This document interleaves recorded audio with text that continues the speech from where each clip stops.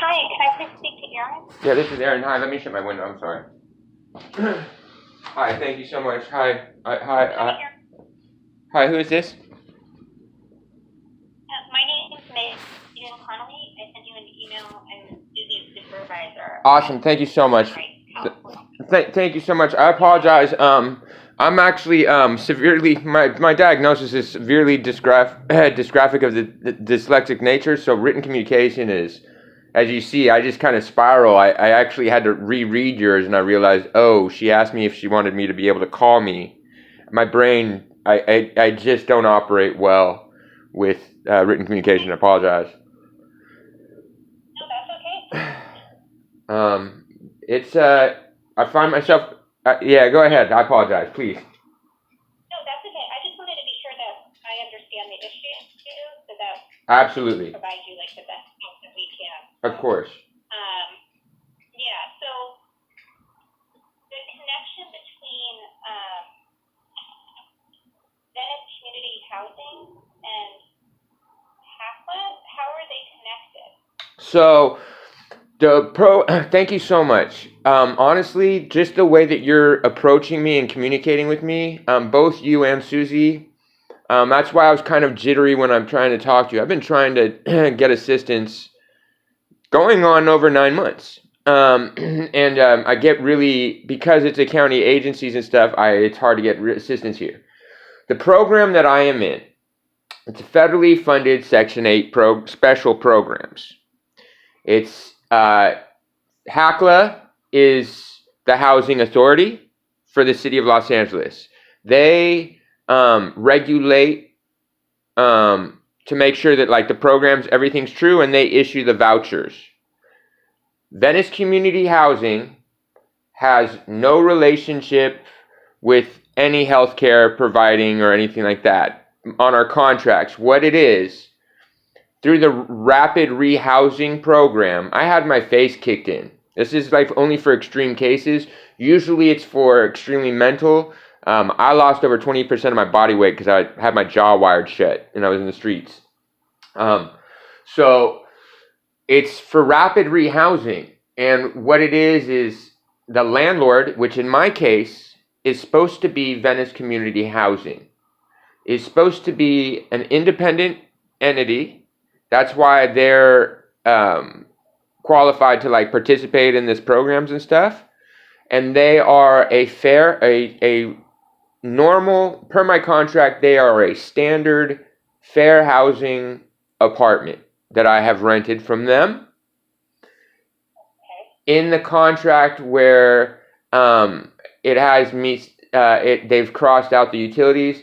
There's a byline there that says that if the landlord requests, I may have to continue with my continued care program. And that is to ensure that when a landlord takes in these clients, they want us to succeed. If they don't think that maybe like they're comfortable, they can request that, hey, we want them to stay on programs.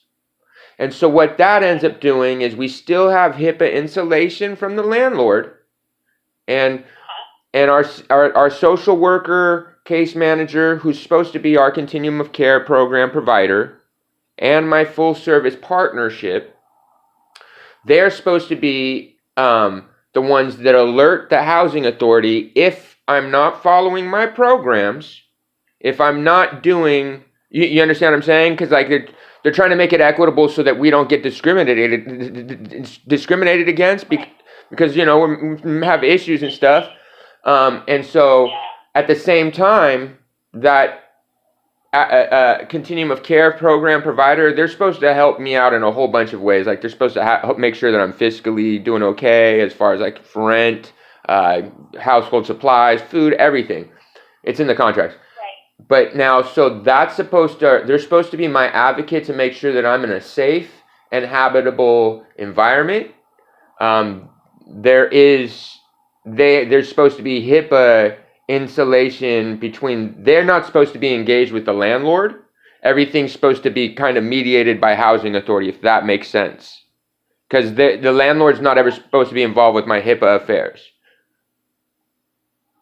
And the landlord wouldn't be involved anything that had to do with St. Joseph Center, right? So Right. No, in the contracts repeatedly, it states and makes clear that no one in the one agency can have anything to do with the other agency, and that specifically no one that is offering me programs from the advocacy side, the ones that are supposed to be on my family, and also making sure to report if I'm not participating in programs, that's supposed to be another entity that can have no interest in the unit.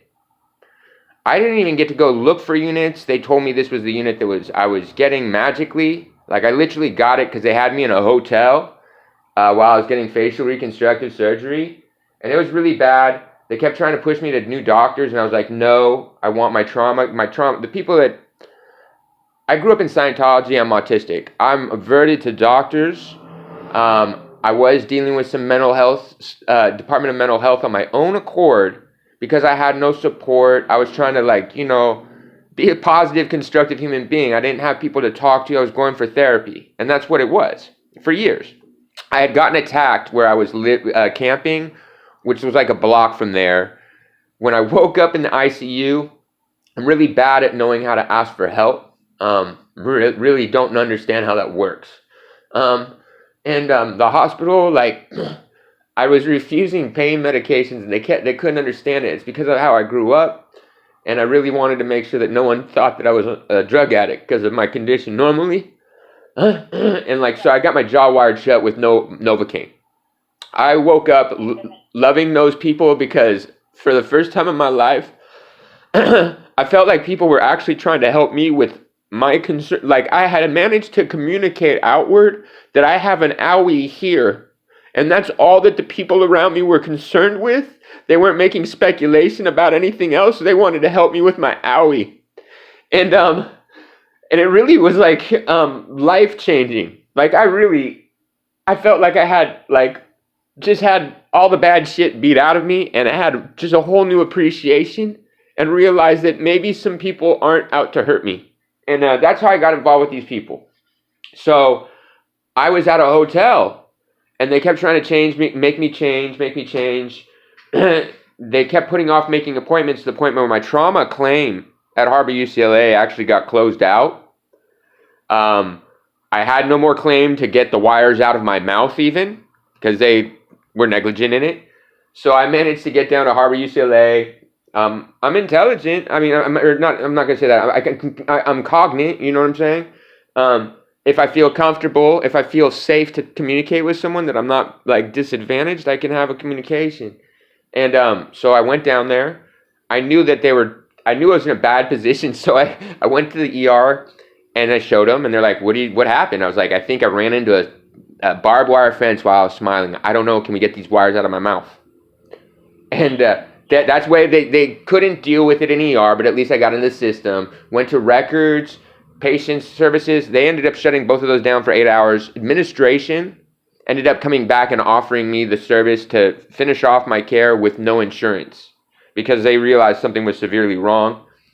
And I put me back in the hotel, and my hotel room didn't even have hot water in the middle of the winter. And so I got health department out there, and it got cited for 89 degrees water.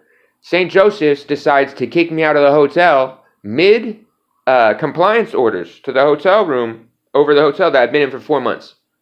So I went to the city of Santa Monica. I complained. Suddenly the city of Santa Monica is like, oh, don't worry about it.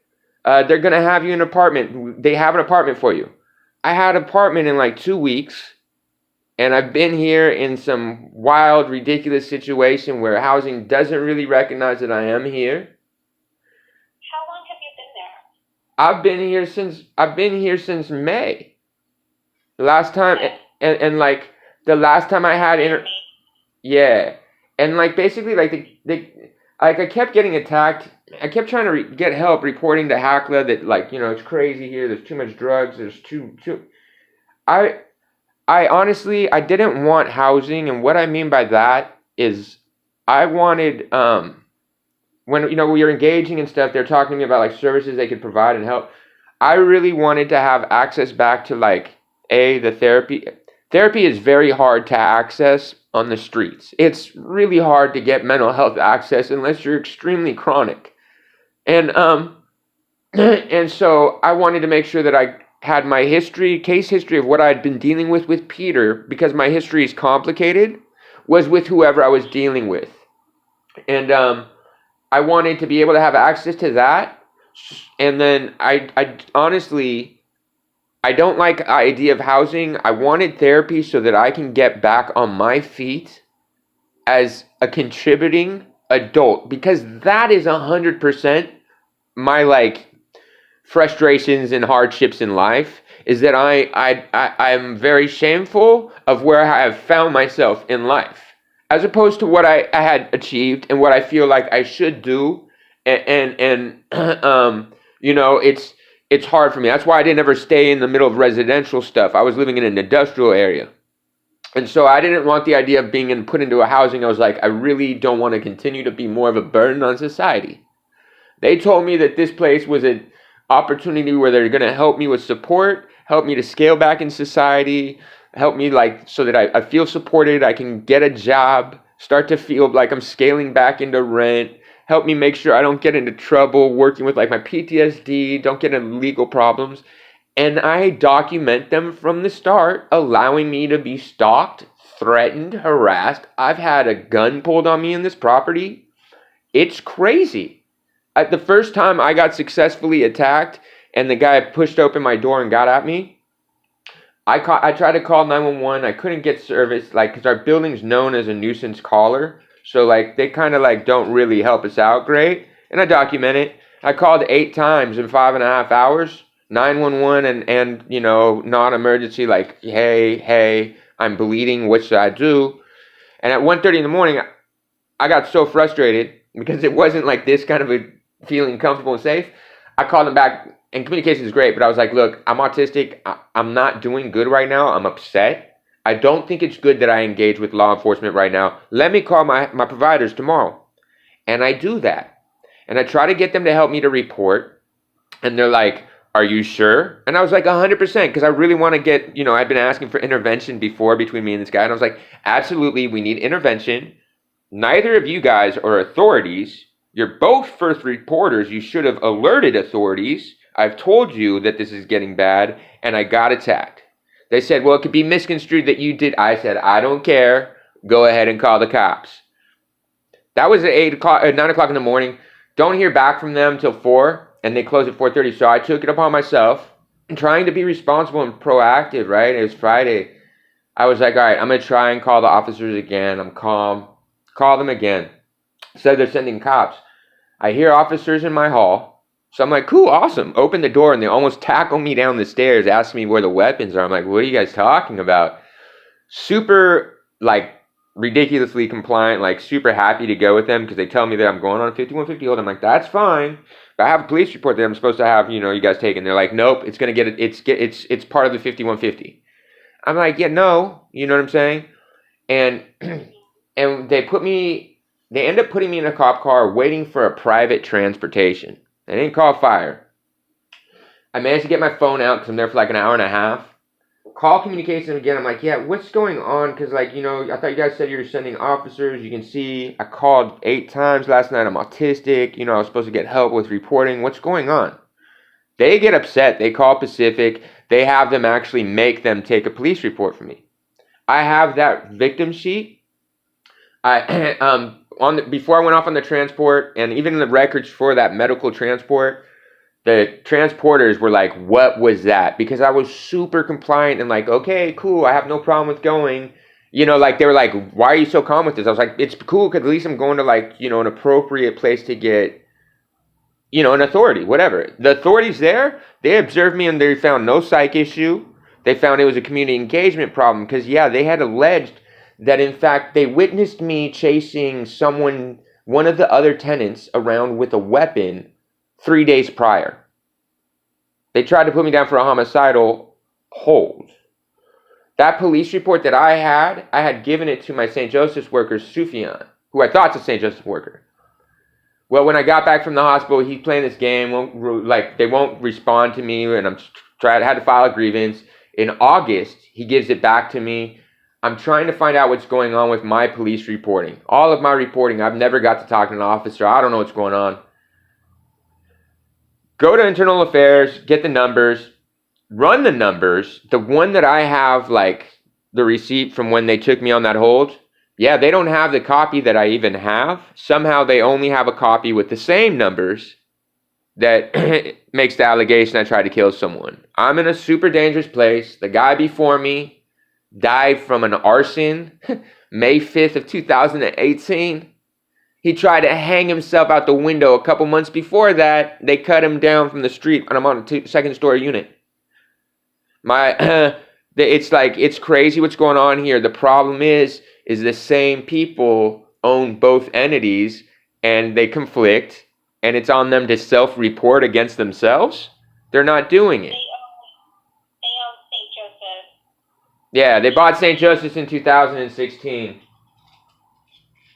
And so it's all dual-rolled employees. And so... So the state operates both. Right. Well, see, here's the scary part. Here's where you can tell something's severely wrong. They're both nonprofits, okay? So the fiscals are public. My landlord is VCH. They have 236 apartments. That's it. They have a budget somehow of $32 million that was net positive $9 million after a $4.5 million speculatory buy. Gnarly. Okay, that's a lot of money. So what about our programs, which is obviously going to be the enriched side of everything, and because St. Joseph's offers services far beyond just VCH. They're one of the bigger providers in the city. Their entire operating budget is $10 million. That's what you see in my contract where Stacy Burmaster says that she's an agent for St. Joseph's. Her credentials right there straight up list VCH. The eviction they tried to put me through, they're trying to put me through an eviction that's not going anywhere. They tried in October. They keep trying to have it continued around a criminal case that they're trying to have pressed against me. But yeah, like in it, both Sufjan and Stacy are representatives of Venice Community Housing, make crazy allegations against me, and they don't disclose that like we have any type of professional relationship. And so people obviously at St. Joseph and VCH are aware of the conditions of... Yes, I document them very, very much aware of it. And they kind of like what happened, honestly, I think that they know that they know that they're doing wonky stuff, but I think that normally they figured they could have like spooked me. I think things escalated and spiraled out of control when they thought they could kind of cover up for little mistakes, and things have just gotten to the point of out of control. If that makes any sense. I don't... Yeah. You know what I'm saying? Because it's like little lapses, and people are like, oh, it's not a big deal. And I've had conversations. As you can see, I'm not completely out of my mind. I can communicate well. I'm intelligible. So I've had elected officials contact me, approach me from Empower LA is like our neighborhood council's right sub below council people. So I had them approaching me in November, acting like they were reporters trying to bust the fraud involved with St. Joseph's and Venice Community Housing. And I document this in emails. They set up a meeting. I have the vice president of Venice Neighborhood Council. I have another board member from there. I have a Rand Corporation employee. And then I have these other three people that end up being like kind of big social media accounts, like their drama accounts, doing all this stuff. And it was really weird. They literally had the audacity to ask me if I would give them my power of attorney so they could help me get documents. I just looked at them, I was like, yeah, what? No, I'm good. I have all the documents. I originally went homeless because, I used to do some shady shit, and I had a business partner who was an intern judge. I ran a marijuana script mill, and basically I had managed to insulate myself well enough that it took he got me for everything off of forgery. So I really know about HIPAA because I was running a marijuana script mill, and I made sure that I was completely legally insulated from the business. And what I did is I rented them the space as a commission-based lease. So I had no involvement with nothing except for a head count. So I kind of recognized things were wrong. But yeah, so it's been really, really bad. They knew about threats. They knew as threats were escalating. In September, because I kept demanding that they get this to hacla so that this gets resolved, so I get moved. They already found out that I was being overcharged, which is a huge issue because I only have $200 a month. And they suddenly made me even pay over $200 a month for a deposit for power that I wasn't supposed to pay on a rent that was already too high that the city said that no. So I don't even have really a valid hacla, a housing authority contract. This is why everybody, huh? So is hacla aware of anything, or does it have to go through BCH and St. Joseph? So hacla is supposed to definitely take alerts from people. The responses that I have gotten, I have video of me inside on one of the occasions, but I have my receipts of record of going and everything like that, and I have long email exchanges. I have in August them guaranteeing me that they actually at one point were like, oh, you don't need to send us any more video or evidence. We understand. We're dealing with your concerns and we will respond to you. Please do not send more. And I was like, that's a weird response. So I just kept jamming more in, and ended up happening is that was this lady named Beverleen Robertson. She was the assistant manager to Special Programs West. She left that department and then forwards me off to Lula Excander, who is the split manager for West, for all of hacla's special programs money. What they, through January, from October, the response was, where are your workers? How come your social workers aren't helping you do this? Where's your caseworkers from St. Joseph's? I go, I know. Where are they? Why aren't they here? I shouldn't be doing this. Right. Those were my social workers and stuff. And so everybody would keep just saying, well, where are they? I go, I don't know. Who are they? And they would look on their computer, and I don't have anybody actually listed. And so that's been the game over there. What they end up telling me, the reason that my grievance doesn't actually go anywhere, because I've gotten all the way to I can't pronounce the name, the ombudsman. It's like so they have an ombudsman person at that department. I've been dealing with them since December, because I have obviously letters from August saying they're going to get me videos about me getting attacked. Also videos that prove that, I had a gun pulled on me at our back door here. Can I please get safe? No one does anything about it. So here's the thing. They have basically, because it started really small. Do you have access? Do I have access to what? I'm sorry. Do I have access to what? I've lost you. Do you have access to therapy? No. Can you hear me now? No, I have no therapy, no case management, no anything. You haven't had therapy since you've been there? No. Since you've been there. Yeah, right? Right. The last time that they claimed they had any real involvement with me was when they tried to put me on that hold. I have video from March.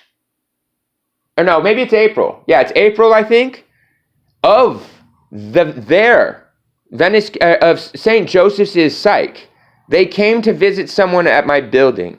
I seen her. I go, hey Caroline, how you doing? And she just looks kind of shocked, and she's like, are you still in the program? And I respond, I'm like, I don't know. Can you tell me? I was like, I filed a grievance against Christopher Jackson and Mandy Summers all the way back in July, and we're just playing this game. So yeah, I've had no advocacy because it's dual rolled. Neither of them wants to bust themselves.